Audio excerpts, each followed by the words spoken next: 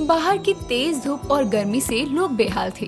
वहीं दूसरी तरफ नंदिनी अपने घर के हॉल में बैठी बर्फ से अपने हाथों पैरों पर मसाज कर रही थी। तभी उसकी माँ आशा हाथों में पूजा की थाल लिए घर वापस आती है। नंदिनी, तेरा दिमाग खराब हो गया है क्या? ये बर्फ से अपने हाथों पैरों पर मसाज करने में क्यों लगी है तू? माँ, ये भी कोई पूछने वाली बात है? बाहर का मौसम नहीं देखा आपने? कितनी गर्मी हो रही है, कितनी तेज धूप है। ऐसे में बर्फ ही है जो आराम देगा। आराम वराम कुछ नहीं देगा। पूरे हाथ पैरों में घमौरियों के इतने दाने निकलेंगे ना कि बाहर धूप में निकलना मुश्किल हो जाएगा तेरा। माँ, ऐसा कुछ नहीं होगा। आपको तो हमेशा उल्टा सोचने की आदत है और कुछ नहीं। इतना आराम मिल रहा है बर्फ से मसाज करके, ऐसा लग रहा है जैसे गर्मी का मौसम ही नहीं है। अरे तू पागल हो गई है? और कुछ नहीं, इतनी गर्मी लग रही है तो एसी में जाकर बैठ जा। यहाँ हॉल में बैठने की जरूरत ही क्या है तुझे? माँ, एसी तो थोड़ी देर के लिए होगा, लेकिन बर्फ के पानी से काफी देर तक ठंडक महसूस होगी। ठीक है मर, लेकिन जब सच में घमौरी वाले दाने निकलेंगे ना तो मेरे पास मत आइयो, वरना मुझसे बुरा कोई नहीं होगा। आशा इतना कहकर वहाँ से चली जाती है, लेकिन नंदिनी पर अपनी माँ की बातों का कोई असर नहीं होता और वो माँ के जाने के बाद फिर से मसाज करना शुरू कर देती है। ऐसे ही कुछ दिन बीतते हैं। तभी एक दिन आशा की पड़ोसन कमला अपने आंखों पर हाथ रखे उसके घर आती है। आशा, देख ना, मेरी आंखों में बहुत ज्यादा जलन हो रही है। कल रात से मेरी आंखें खुल भी नहीं रही है, बहुत दर्द हो रहा है। कहीं मैं अंधी तो नहीं हो जाऊंगी? कुछ नहीं होगा कमला, तू तो छोटी छोटी चीजों से परेशान हो जाती है। हाथ हटा अपना, मैं देखती हूँ क्या दिक्कत है। डॉक्टर को दिखाया था कि नहीं? नहीं, अभी तो नहीं दिखाया। सोचा ठीक हो जाएगा, लेकिन आज कुछ ज्यादा ही दर्द हो रहा है और जलन तो इतनी हो रही है जैसे किसी ने मिर्ची डाल दी हो मेरी आंखों में। तू भी कैसी है कमला, हमेशा बस अपनी मर्जी का काम करती है। अभी इतनी जल्दी तो शॉप भी नहीं खुली होगी, तुझे कैसे दवा दिला कर लाऊं? एक काम करती हूँ, मेरे पास गुलाब जल है, तब तक तू वो डाल ले, थोड़ा तो आराम मिलेगा ही। फिर दुकान खुलने के बाद हम दवा लेने चलेंगे। ठीक है, जो तुझे करना है कर, लेकिन मुझे इस दर्द से मुक्ति दिला दे। ऐसा लग रहा है जान निकल जाएगी मेरी। तू आंखें बंद करके आराम से लेट जा, मैं तेरे लिए कमरे में गुलाब जल लेकर आती हूँ। आशा इतना कहकर दवा लेने अपनी कमरे में चली जाती है। वहीं दूसरी तरफ नंदिनी तैयार होकर नीचे आती है और हॉल में कमला को लेटा देखती है। आंटी, क्या हुआ आपको? आप कहीं नींद में चलकर तो मेरे घर नहीं आ गई ना? अगर ऐसा है तो चलिए, मैं आपको आपके घर तक छोड़ देती हूँ। नंदिनी, मैं अभी बिल्कुल भी मजाक के मूड में नहीं हूँ। मेरी आंखों में बहुत ज्यादा जलन हो रही है और दर्द हो रहा है, इसलिए मैं आशा के पास आई थी। वो कमरे में गई गुलाब जल लेने। आंटी जी, बाहर इतनी गर्मी हो रही है तो आंखों में जलन तो होगी ही ना, स्वाभाविक है। आप एक काम करिए, बर्फ की मसाज कर लीजिए, आपकी आंखें कुछ टाइम में ठीक हो जाएंगी। तू तो पक्का बर्फ से मसाज करने वाली बन गई है। तुझे तो हर परेशानी का इलाज बर्फ से मसाज करना ही लगता है। मुझे नहीं करवाना, न करना है बर्फ से मसाज। तू जा यहाँ से। आंटी जी रुकिए, मैं आपको बर्फ की मसाज देकर रहूंगी। एक बार आप बर्फ से अपनी आंखों पर मसाज करवा लेंगी तो देखना आपको कितना आराम मिलेगा। रुकिए, मैं अभी आती हूँ। नंदिनी इतना कहकर रसोई में जाती है और फ्रिज से आइस ट्रे हॉल में लेकर आती है और कमला के बहुत मना करने के बाद भी नंदिनी उसकी एक नहीं सुनती और आइस लेकर अपनी आंखों पर मसाज करना शुरू कर देती है। कुछ देर बाद आशा गुलाब जल लेकर नीचे आती है। नंदिनी, तू ये क्या कर रही है? तू फिर से अपना बर्फ मसाज पार्लर खोल के बैठ गई? माँ, मैं तो आंटी की मदद कर रही थी। उनकी आंखों में बहुत दर्द और जलन हो रही थी, इसलिए मैंने सोचा मैं अभी कुछ हेल्प कर दूं इनकी। बर्फ से मसाज करके तू कौन सी मदद कर रही है आंटी की? भगवान ही जाने तुझे बर्फ से मसाज करने का कौन सा चस्का चढ़ा हुआ है। लेकिन अभी मुझे तुझसे बहस नहीं करनी है। आशा और नंदिनी आपस में बहस कर रही थी। तभी कमला धीरे धीरे अपनी आंखों को खोलती है और उसी सच में नंदिनी के बर्फ मसाज के फायदे होते हैं, जिसके बाद कमला दोनों को चुप करवाती है। आशा, तेरी बेटी का बर्फ मसाज सच में फायदेमंद साबित हुआ। मेरी आंखों की जलन कम हो गई और दर्द भी कम हो गया है। कमला, तू हमारी लड़ाई देखकर झूठ मत बोल। इससे तो ऐसे ही हमेशा बर्फ मसाज का भूत चढ़ा रहता है।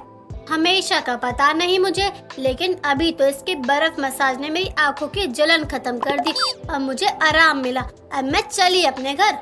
कमला इतना कहकर अपने घर निकल जाती है, जिसके बाद नंदिनी भी बाहर चली जाती है। ऐसे ही कुछ दिन और बीतते हैं। तभी एक दिन नंदिनी अपनी सहेली रजनी के घर जाती है और उसकी नजर उसके भाई मोहित पर जाती है, जिसके फेस पर बहुत रेडनेस और रिंकल होते हैं। भाई आप दिखने में कितने स्मार्ट हो, फिर आपके फेस पर ये रेडनेस और रिंकल्स क्यों हैं? पता नहीं नंदिनी, बहुत दवा करवा ली लेकिन किसी भी दवा से आराम आ ही नहीं रहा है। और जब तक दवा का असर रहता है तब तक ठीक हो जाता है, और दवा खाना छोड़ दो तो वैसा ही हो जाता है। भाई आप अपने फेस पर बर्फ मसाज क्यों नहीं करते हैं? एक बार उसे भी करके देखिए, मुझे उम्मीद है आपको जरूर आराम मिलेगा। बर्फ मसाज सबसे अच्छी रेमेडी होती है। यार नंदिनी बस कर, जो भी तुझे अपनी प्रॉब्लम बताता है तो उसे बर्फ मसाज की सलाह देने लग जाती है। तू एक काम क्यों नहीं करती है, अपना खुद का एक बर्फ मसाज का पार्लर खोल ले। गर्मियों में अच्छा चलेगा और सर्दियों में कुछ और देख लियो, इसी बहाने तेरा खर्चा पानी भी निकल जाएगा। तू मजाक कर रही है या सच में बोल रही है? मुझे कोई शौक नहीं लगा है तुझसे मजाक करने का, मैंने तो बस तुझे एक रास्ता बता दिया। तुझे वैसे भी मसाज करने का शौक है, इसी हुनर से पैसे भी कमा ले तू। वैसे आइडिया बुरा नहीं है, तुम ऐसा कर सकती हो, इससे तुम्हारी इनकम भी हो जाएगी और लोग तुम्हारी बातों को सीरियसली लेंगे। माँ को पता लगा तो बहुत सुनाएंगी, लोग देखेंगे तो क्या सोचेंगे? सभी मेरी माँ को बहुत ताने मारेंगे। देख, दुनिया वालों का काम है ताना मारना।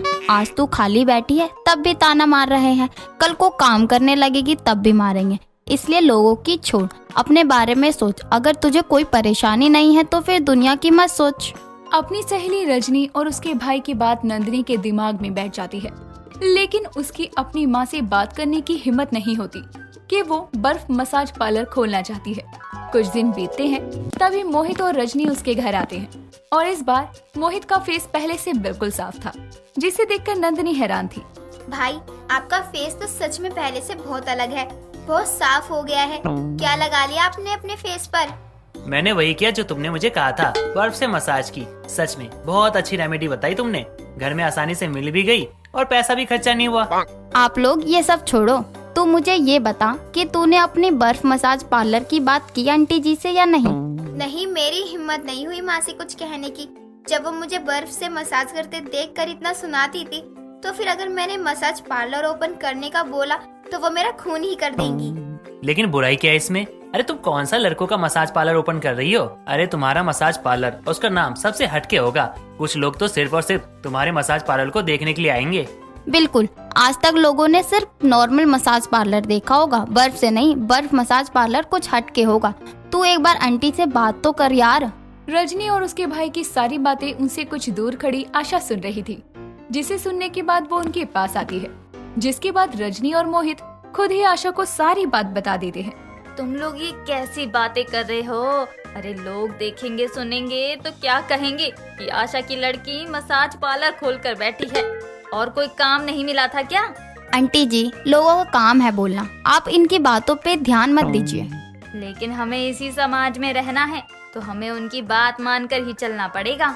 आशा की बात सुनकर रजनी और मोहित निराश होकर वहाँ से चले जाते हैं। नंदिनी भी अपने कमरे में चली जाती है। दिन बीतते हैं। अपनी बेटी का उतरा हुआ चेहरा देखकर आशा अपने घर पर ही मसाज पार्लर खोलने की परमिशन देती है, जिसे सुनकर नंदिनी खुश हो जाती है और कुछ टाइम बाद अपना खुद का बर्फ का मसाज पार्लर खोलती है। प्रकाश की पत्नी का देहांत कुछ सालों पहले ही किसी बीमारी के चलते हो गया था, जिसके बाद प्रकाश ने अपनी 2 बेटियों राधिका और राधा और सबसे छोटे बेटे धीरज को बहुत ही प्यार से पाल पोस कर बड़ा किया था। कुछ समय बाद में राधिका और राधा के लिए 2 अलग अलग घरों का रिश्ता आता है, जिसके बारे में प्रकाश अपनी दोनों बेटियों से बात करते हुए कहता है। मेरे बच्चों, आज तक हमने अपने घर में जो भी फैसला लिया है सबने मिलकर लिया है, इसलिए मैं चाहता हूँ कि यह फैसला भी हम सब लोग मिलकर लें। राधिका और राधा के लिए बहुत अच्छे घरों से रिश्ता आया है। जहाँ राधिका के लिए शहर के घर का रिश्ता आया है, तो वहीं राधा के लिए यहीं पास के गांव का रिश्ता आया है। अब ऐसे में मेरे समझ में ये नहीं आ रहा कि मुझे क्या करना चाहिए। पिताजी, ऐसे में इतना सोचने की कौन सी बात है? आप जो भी हमारे लिए करेंगे अच्छा ही करेंगे, इसलिए आप बिना कुछ सोचे ही निसंकोच हमारी शादी तय कर दीजिए। पिताजी, अगर मेरी शादी पास के ही किसी गांव में होती है तो जब जरूरत पड़े मैं आपकी देखभाल करने भी आ जाया करूंगी। और वैसे भी जब तक धीरज की शादी नहीं होती और घर में बहू नहीं आती, तब तक हम दोनों बहनों को आपका और धीरज का ध्यान रखना है। उनकी बातें सुनकर प्रकाश की आंखें भर आती है। जिसके बाद राधिका और राधा की शादी करके प्रकाश उन्हें अपने अपने घर विदा कर देता है। समय बीतता है और धीरज भी अपनी पढ़ाई पर बहुत अच्छे से ध्यान देता है। जिसके बाद उसे अमेरिका जाकर पढ़ने का अवसर मिलता है और वो वहाँ नौकरी कर कुछ पैसे भी कमाता है। बीच बीच में राधिका और राधा भी अपने पिता को संभालने जाया करती। दिन गुजरते हैं और एक दिन प्रकाश कॉल करके अपनी दोनों बेटियों को बताता है। मेरी बच्चियों, धीरज को एक विदेशी लड़की पसंद है और धीरज उस विदेशी लड़की से शादी करके उसे अपने गांव लेकर आ रहा है। जिसके बाद दोनों भी अपनी भाभी से मिलने के लिए गांव आती हैं और राधिका कहती है, भाभी, आपको यहाँ का कोई खाना वाना बनाना नहीं आता होगा, इसीलिए मैं आपको शहर का खाना बनाना सिखाऊंगी। भाभी को पापा और भाई के साथ अब गांव में ही रहना है, तो फिर शहर का खाना सीखकर आखिर करना क्या है? ये बर्गर, पिज्जा वगैरह खाने से सिर्फ पेट खराब होता है और कुछ नहीं। आपको मैं दाल रोटी, चूरमा और अपना देसी खाना बनाना सिखाऊंगी। ओह माय गॉड धीरज, आपके दोनों सिस्टर कितना लड़ते हैं। ऐसे में हम ये फैसला कैसे करेगा कि हमको कौन सा खाना बनाना सीखना है? मारिया को परेशान देखकर धीरज भी परेशान हो जाता है। इसके बाद धीरज कुछ सोचकर एक फैसला सुनाता है। अब तो एक ही तरीका है जिससे हम ये पता लगा सकते हैं कि मारिया राधा दीदी से गांव का देसी खाना बनाना सीखेगी या फिर राधिका दीदी से शहर का खाना बनाना। क्या? कल हम लोग ने एक प्रतियोगिता रखेंगे और उसमें आप दोनों को खाना बनाना है। राधा दीदी आप खाना बनाएंगी अपने गांव के स्टाइल में और राधिका दीदी आप शहर के स्टाइल में, और जिसका खाना सबसे बेस्ट होगा मारिया वही खाना बनाना सीखेगी। सबको धीरज की बात बहुत अच्छी लगती है। जिसके बाद राधा और राधिका रसोई में जाती हैं और खाना बनाने की खूब प्रैक्टिस करती हैं। वो खाना बनाने का सारा जरूरी सामान लाकर भी रसोई में रख देती हैं। दिन गुजरता है और राधा राधिका दोनों को नींद नहीं आती, क्योंकि दोनों को अपनी नई नवेली भाभी की नजर में खुद को सही और अच्छा साबित करना था। जिसके बाद राधा करवटें बदलते हुए कहती है, कुछ भी हो जाए, जीतेगा तो गांव का ही खाना। वहीं दूसरी तरफ राधिका भी कल होने वाली प्रतियोगिता को लेकर बेचैन थी और वो अपने आप से कहती है, कुछ भी हो जाए, आखिर सबको पसंद तो शहर का खाना ही आता है। देखना, शहर का खाना ही जीतेगा। जिसके बाद अगले दिन प्रकाश, धीरज और मारिया तीनों रसोई के सामने चारपाई डालकर बैठ जाते हैं और वहीं राधिका और राधा अपना अपना खाना बनाना शुरू करते हैं। जहां राधा गांव का देसी खाना जैसे कि दाल, चावल, रोटी, सूखी सब्जी, खीर बना रही थी, वहीं राधिका शहर का खाना, पास्ता, फ्राइड राइस और भी बहुत कुछ बनाती है। प्रतियोगिता खत्म होती है। दोनों ही खाना बना चुके थे, लेकिन सब थक गए थे, इसीलिए आधे घंटे बाद ही खाना खाएंगे ये फैसला होता है और सब लोग इधर उधर सुस्ताने के लिए चले जाते हैं। जिसके बाद राधिका मौका पाकर राधा के खाने के पास आती है और कहती है, मैंने इतने सालों से गांव का खाना नहीं खाया है। मैं जानती हूँ कि गांव के खाने का कोई मुकाबला नहीं है। वो तो मुझे मेरी भाभी के आगे नंबर बनाने थे, इसलिए मैंने ये सब कहा। जानती हूँ कि राधा का खाना जीत जाएगा, इसलिए मुझे इसमें मिलावट करनी ही होगी। राधिका ये बोलकर राधा के खाने में बहुत सारी लाल मिर्च, नमक और चीनी इत्यादि मिला देती है और चैन की सांस लेकर रसोई से बाहर निकल जाती है। वहीं दूसरी तरफ राधा के दिल में भी यही डर सता रहा था। वो भी राधिका के खाने के पास कुछ देर बाद आती है और रसोई में खड़ी होकर खुद से कहती है, गांव जितना भी तरक्की कर ले, शहर का मुकाबला नहीं कर सकता। और मैं जानती हूँ कि आजकल गांव का खाना गाना किसी को भी पसंद नहीं आता है। हर कोई शहर के खाने की तरफ ही भागता है, इसलिए मारिया को भी शहर का ही खाना पसंद आएगा। और वो तो वैसे भी अंग्रेजन है, इसलिए मुझे राधिका के खाने में मिलावट करनी ही होगी। राधा ये बोलकर राधिका के खाने में नमक, चीनी और लाल मिर्च मिला देती है और रसोई से चली जाती है। कुछ देर बाद सब लोग खाना खाने बैठ जाते हैं और मारिया को ये सारा खाना चक्कर बताना था। सारा खाना उसके आगे परोसा जाता है और वो सबसे पहले राधिका का शहर का खाना फ्राइड राइस खाती है, जिसे खाते ही उसकी आंखों से आंसू आने लगते हैं और धीरज कहता है, क्या हो गया मारिया, तुम इतनी परेशान क्यों लग रही हो और तुम्हारी आंखों में आंसू क्यों आ रहे हैं? अब मैं धीरज को कैसे बताएगा कि राधिका दीदी ने इसमें इतनी मिर्ची डाले हैं जितने मैंने अपनी लाइफ में नहीं खाए हैं। ये बात से राधिका दीदी का दिल टूट जाएंगे। नहीं धीरज जी, इसको खा के मुझे मेरा मॉम का याद आ गई। मेरी मॉम भी बहुत हॉट थी, बिल्कुल इस फ्राइड राइस की तरह, इसलिए मेरी आंख भर आए।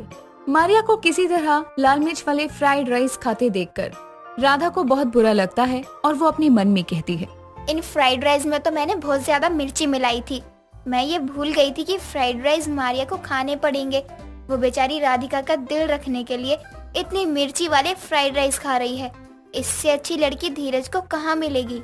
फ्राइड राइस खाने के बाद में जब मारिया को मिर्ची लगती है तो फिर वो राधा की स्वीट डिश यानी खीर खाने का मन बनाती है।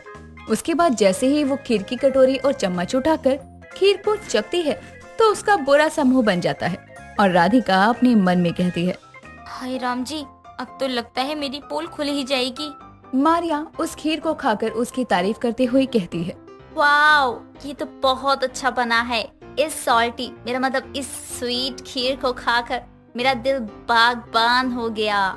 राधिका ये बात सुनकर अपने मन में कहती है, या तो ये सस्ते नशे करती है या फिर राधा का दिल रखने के लिए झूठ बोल रही है। इस खीर में तो मैंने अपने हाथों से नमक डाला था, ये कैसे अच्छी लग सकती है। राधिका सच का पता लगाने के लिए खुद उस खीर को मारिया से लेने लगती है, लेकिन मारिया उस खीर की कटोरी को ना देकर खुद खीर को जल्दी से पी जाती है, जिसके बाद मारिया से वो स्वाद सहन नहीं होता और मारिया को उल्टियां होने लगती है। ये सब कुछ देखकर राधा राधिका को अपनी अपनी गलती का एहसास होता है कि आखिर उन्होंने शहर और गांव के खाने की प्रतियोगिता की वजह से मारिया की तबीयत के साथ खिलवाड़ किया। मारिया का इलाज करवाया जाता है, जिससे मारिया को अब अच्छा महसूस होता है। जिसके बाद राधा और राधिका मारिया से माफी मांगते हैं। माफ कर दो, मैंने राधिका के खाने के साथ मिलावट की थी, जिस वजह से वे खाना तुम्हें खाना पड़ा और आज तुम बीमार हो गई। मुझे भी माफ कर दो मारिया, मुझे लगा था राधा का खाना तुमको ज्यादा पसंद आएगा, इसलिए मैंने भी राधा के खाने में मिलावट की थी। लेकिन तुमने हम दोनों का ही दिल रखा और मन रखने के लिए दोनों के खाने की तारीफ करी और वह घटिया खाना भी खाया। इसी को तो फैमिली कहते हैंगे, और एक फैमिली में तो मिलकर रहते हैं ना सब। ये मुझे मेरी फ्रेंच मॉम ने सिखाया था। और रही शहर का और गांव का खाना सीखने की बात, तो आप दोनों ने ही मुझे गांव और शहर का दोनों का खाना खिला दो। मेरा मतलब है सिखा दो, और आप दोनों को विदेश खाना बनाना मैं सिखा